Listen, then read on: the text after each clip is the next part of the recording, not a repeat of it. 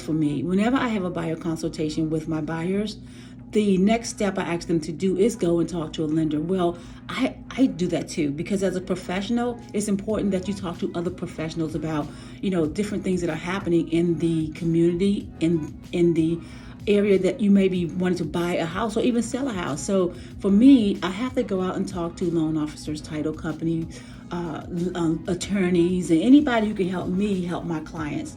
So with Mike, I met him last week at a sales meeting here at the Sampson property office, and he has some interesting things to say about mortgages and financing. So that's why I want to pick his brain. So his office is actually around the corner. I'm going to walk over there and I am going to ask him a few things, and then I'm going to come back and I'm going to share those things with you. So stay tuned. Don't leave. I promise I'll be right back.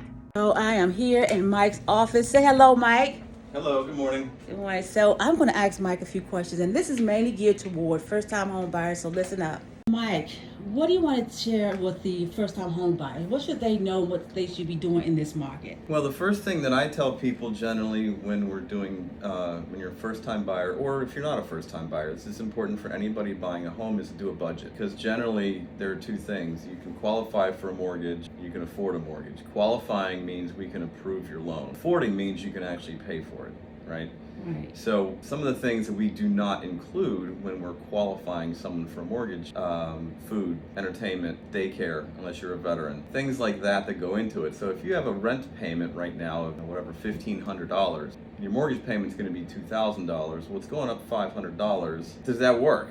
Does that work with, so I have people write out on a piece of paper, just doesn't have to be fancy, just a pencil and a piece of paper, gas, entertainment, food, just all the other stuff that doesn't go into a mortgage application. Right. That's a very important thing to figure out. A lot of times people say, can you tell me, or ask me, can you tell me what I'm approved, or what loan amount I can be approved for, or what sales price I can be approved for? But I think the better way to approach it is, what's your comfort level with a payment? Just because you can qualify for a $3,000 payment doesn't mean that you're going to be able to make that payment.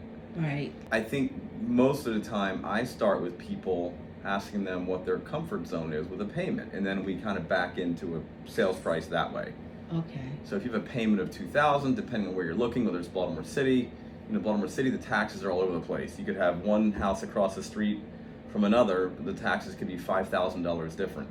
So you just don't know until you see it. That's right. But then we'll work into a payment and say, okay, get the credit, figure out a payment, say, okay, here's where you should be looking between, 300 and 350, or 600 and 700, something along those lines. But getting a budget is very important for everybody. Right. Because they get into this, and the next thing you know, whoops, I can't make the payment. Like I said, there's a difference between qualifying and affording. Well, you heard it from Mike Carney. He's with First Heritage Mortgage, and his contact information will be at the bottom of this video. Please reach out to him. Please reach out to me if you have any questions about real estate or anything that you may want to know more behind the FHA loan, the other loans he talked about. So I'm Denise Watkins, and I'm out. Bye.